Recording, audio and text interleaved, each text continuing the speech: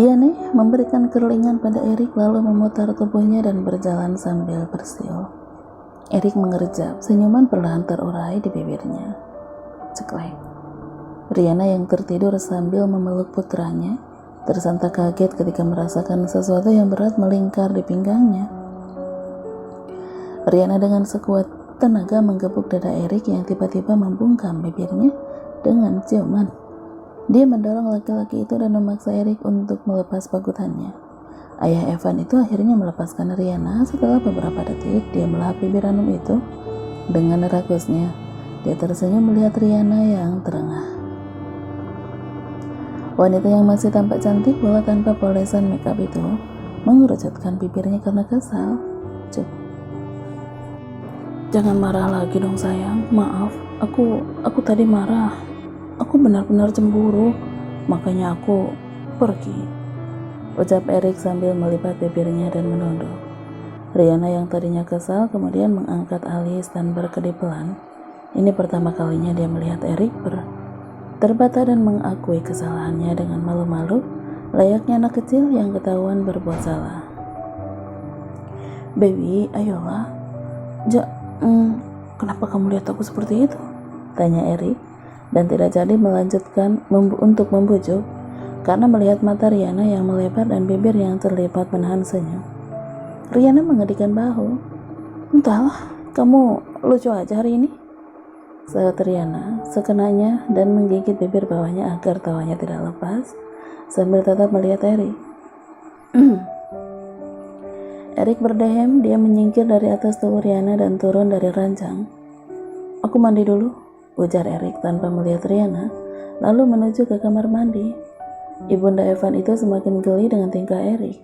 Dari tempatnya berbaring, dia bisa melihat telinga dan leher laki-laki itu memerah karena malu. Ya ampun, dia bisa malu juga ya? Lucu banget sih, gumam Riana. Dia pun segera turun dari ranjang lalu menyusul Erik ke kamar mandi. Jadi seorang Erik bisa cemburu ya? Redek Riana di sela-sela pintu yang tertutup rapat. Aku baru tahu, ceklek. Riana terpekik. Dia hampir terjatuh karena tiba-tiba pintu itu terbuka. Namun tangan Erik dengan sigap menangkap tubuh wanita itu dan mendekapnya dari belakang. Merasa kesal karena diledek, Erik menyerang Riana dengan ciuman bertubi-tubi di leher dan juga seluruh wajahnya. Erik, hentikan, geli. Ini hukumanmu karena menertawaiku, ujar Erik. Tidak sampai di situ, Erik lantas melepas piyama wanita itu dan membungkam mulutnya yang hendak protes dengan bibir dan lidah yang bermain liar. Kelihayan Erik akhirnya membuat Riana menyerah dan tidak lagi bisa melawan permainan panas yang Erik lancarkan kepadanya. Tidak butuh waktu lama, baju keduanya sudah bercecer di kamar mandi. Suara desahan dan arangan yang diiringi suara air yang mengucur mulai terdengar di kamar mandi yang lumayan luas itu. Bilik kaca untuk shower yang tertempel embun dari uap air hangat yang terus mengalir kian menebal karena adanya kegiatan panas lain di bawah pancuran. Goresan jari Riana hilang timbul di kaca berembun itu, bergantian dengan telapak tangan besar yang menempel di sana. Hari berikutnya, ketika Riana masih terlelap, sebuah berita yang menyeret nama Elena menghebohkan jagat maya, terutama praktisi fashion. Kecurangan yang pernah dilakukan Elena di Italia tersebar luas di internet. Bukan hanya itu, nama Irwan pun ikut tercatok dan dicurigai sebagai orang yang membuat kasus Elena saat itu tiba-tiba menghilang dari pemberitaan. Padahal kasus itu cukup menghebohkan dan merugikan banyak pihak. Tok-tok, ceklek. Setengah berlari, laki-laki muda yang adalah asisten pribadi Irwan itu mendekati sang atasan. Maaf pak, saya terpaksa masuk, ada yang harus bapak lihat, ujar asisten Irwan itu seraya menyodorkan tabletnya. Irwan mengerutkan alis dan melihat asistennya. Dia kemudian menerima tablet itu dan membacanya. Matanya seketika melebar, napasnya mulai cepat, dan tangannya yang menggenggam tablet itu bergetar. Bak, kurang ajar. Siapa yang sudah menyebar berita ini? Geram Irwan seraya menggebuk meja kerjanya. Beritanya sudah di mana-mana, Pak. koran dan beberapa majalah juga mengangkat berita ini. Mereka apa? Mereka menuntut Nona Elena untuk bertanggung jawab dan di blacklist dari dunia fashion, Pak. Bibir Irwan berkerut. Kedua tangannya terkepal karena amarah yang memuncak. Cari tahu siapa yang menyebar, titah Irwan. Aku akan buat dia menyesal karena sudah mengusik putriku. Asisten Irwan itu menelan lidahnya dengan berat. Dia tanpa ragu untuk berbicara. Saya sudah berusaha mencari, Pak, tapi alamat IP-nya di luar negeri dan tersebar di banyak tempat, bukan hanya di satu tempat. Tadi, brak. Gebrakan Irwan di meja kerjanya menggema ke seluruh ruangan dan membuat asistennya kian menunduk takut. Kurang ajar, berang Irwan. Blok semua berita yang kamu bisa. Beritahu istriku supaya Elena tidak memegang ponsel dan melihat televisi. Cepat. Baik, Pak. Mata Irwan menyala, otaknya berputar, mencoba menerka siapa pelakunya. Hingga, gak mungkin. Dari mana dia tahu? Atau apa ada orang yang membantunya? Tidak ada. Tidak ada lagi yang lebih mencurigakan selain perempuan itu. Gumam laki-laki itu. Di kediaman keluarga Irwan, Wendy terlihat terburu-buru naik ke kamar anaknya. Dengan hati-hati dia membuka pintu kamar putrinya dan mengendap-endap, mengambil ponsel serta mencabut kabel TV. Wanita itu menatap sendu putrinya selama beberapa waktu, lalu keluar dari kamar Elena dan kembali ke kamarnya. Siapa yang mau menghancurkan putriku? Dari mana dia dapat buktinya? Kalau Riana, waktu itu dia kan belum gabung di Glamorous dan masih di London. Apa mungkin Giselle? Tapi dia sudah terima uang dari Irwan. Apa mungkin dia? Kalau benar, dia memang tidak peduli lagi sama nyawanya. Ujar Wendy berspekulasi. 5 tahun yang lalu Elena terlibat kasus plagiat. Dia memakai desain teman sekelasnya untuk mengikuti lomba desain antar universitas di Italia secara diam-diam. Semuanya tampak mulus, hingga desain yang diklaim Elena sebagai miliknya itu diwujudkan dalam bentuk busana dan ikut pergelaran Milan Fashion Week dan mendapat penghargaan desainer pendatang baru terbaik. Selesai mendapat penghargaan, seseorang memposting di media sosialnya bahwa desain itu adalah hasil karyanya yang diplagiat oleh Elena dan membuat heboh dunia fashion. Wendy dan Irwan terpaksa membungkam si pembuat laporan dengan sejumlah besar uang dan memaksa teman Elena itu menghapus postingannya, sekaligus meminta maaf. Tuduhan dan tudingan terhadap Elena pun berakhir dan titel desainer pendatang baru terbaik tidak jadi dicabut. Kejadian itu masih segar di kepala Wendy, tapi tidak pernah memusingkannya, karena dia yakin semuanya sudah berakhir dan tidak akan ada masalah lagi, tidak ada bukti dan tidak ada saksi. Apa yang harus aku lakukan? Aku tidak bisa melihat anakku stres karena ini.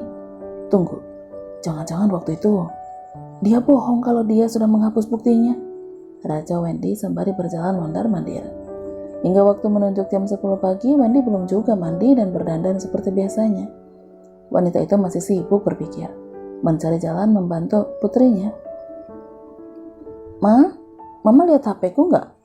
Wendy terhenyak. Dia memutar badan dan melihat putrinya dengan senyum paksa. Mama dari tadi di kamar, sayang, kilah Wendy. Elena mengerucutkan bibir dan menggaruk kepalanya yang tidak gatal. Dia mengangguk dan beranjak dari kamar ibunya. Wendy memejamkan matanya. Dia mengusap wajahnya kasar, lalu melihat ke cermin. Aku tidak akan membiarkan anakku jatuh. Tidak akan. Tekad Wendy. Belum cukup berita Elena yang menghebohkan di pagi hari, sebuah berita lain yang juga membawa nama Elena beredar di sore hari. Irwan yang mendapat laporan itu kembali terkejut, hingga tekanan darahnya naik dan dilarikan ke rumah sakit. Apa? Irwan di rumah sakit? Oke, aku ke sana, sahut Wendy dan menutup teleponnya. Elena yang baru saja turun untuk makan malam mendekati ibunya yang terlihat panik. Ma, ada apa? Wendy menatap putrinya. Dia bingung bagaimana menjelaskan. Sayang, jangan kemana-mana ya. Mama harus ke rumah sakit. Papamu tekanan darahnya naik. Mbak, ambilkan tasku di atas, seru Wendy kepada asisten rumah tangganya. Cepetan ya. Elena memutar bola matanya malas. Wanita itu berjalan ke sofa dan memangku kakinya, lalu mengambil remote TV. Papa kan waktu sehat sukanya sama Sugar Baby-nya itu. Kenapa pas sakit mama yang dicari? Celetuk Elena. Wendy yang baru saja menerima tas dari sang asisten rumah tangganya dan hendak melangkah, segera berhenti dan melihat putrinya yang dari pagi masih saja memakai baju tidur. Elena, jaga bicaramu, biar bagaimanapun. Dia papaku, begitu kan? Sambar Elena kesal. Kalau dia sadar dan sayang sama anaknya, dia nggak akan main perempuan dan bikin anaknya malu, Ma. Apa dia lupa kalau dia punya anak perempuan? Kalau ada laki-laki yang diam. Kalau papamu tidak sayang sama kamu, papamu itu tidak akan Wendy menutup mulutnya. Hampir saja dia keceplosan. Wanita itu lantas memutar badannya membelakangi putrinya. Mama pergi dulu, pamit Wendy kemudian. Tunggu, cegah Elena. Tidak akan apa, Ma. Wendy menelan ludahnya. Dia menggeleng lalu kembali berjalan. Kita bicara lagi nanti. Elena mengerutkan alis. Ia menatap curiga pada ibunya. Apa yang Mama sembunyikan? Gumamnya. Mbak, HP-ku sudah ketemu belum? Seru Elena. Sementara itu di tempat lain, Riana yang duduk di kursi kebesarannya melirik keluar ruangan di mana banyak karyawan berkumpul dan membicarakan Elena. Wanita itu menyungging senyum sinis dan memandang kepada ponselnya, di mana beberapa foto juga dokumen yang akan ia kirim pada orang suruhannya sudah ia siapkan untuk kembali menyerang Elena. Sepertinya aku simpan dulu yang ini, gumamnya, lalu kembali melanjutkan aktivitasnya. Tok-tok. Bu, kain-kain yang buat pesanan dan untuk MVW sudah datang. Apa ibu mau cek dulu? Lapor Nisa di ambang pintu. Riana melihat sketsa desainnya sejenak, lalu mengangguk. Oke, aku ke sana. Tidak mau kejadian sama terulang, Riana menyimpan sketsanya di laci kerjanya dan menguncinya. Wanita itu berjalan melewati ruangan Elena yang tampak kosong dan hanya ada Wina saja yang masih duduk di depan ruangan manajer glamorous itu. Bu Trisa, tunggu. Riana menghentikan langkahnya dan melihat ke arah asisten Elena yang memanggil dan mendekatinya. Ada apa, Win? Bu, ini ada surat untuk Ibu Elena dari kepolisian. Apa yang harus saya lakukan, Bu? Kepolisian, ulang Riana, dan mengambil surat panggilan itu dari tangan Wina. Wina mengangguk. Iya, Bu, sudah datang dari kemarin. Saya coba hubungi Bu Elena, tapi tidak bisa. Saya telepon rumahnya yang angkat Nyonya Wendy dan menyuruh saya tidak mengganggu Bu Elena dulu. Riana mendesah. Dia mengangguk dan menepuk bahu asisten Elena itu. Ya udah, nanti aku coba kasih. Sepertinya ini penting, jawab Riana. Wina tersenyum dan mengangguk. Terima kasih, Bu. Riana tersenyum tipis lalu kembali berjalan. Sebuah senyuman devil terbit di bibirnya. Sepertinya Dewi Portona sedang berpihak kepada aku, batinnya. Kantor glamorous telah sepi dan cahaya di luar jendela juga sudah menggelap. Namun Riana masih terlihat sibuk di dalam studionya dengan dibantu sang asisten. Manekin yang berdiri di sisi meja besar itu telah terpasang kain batik dengan model yang unik, namun masih dengan jarum pin sebagai penguat.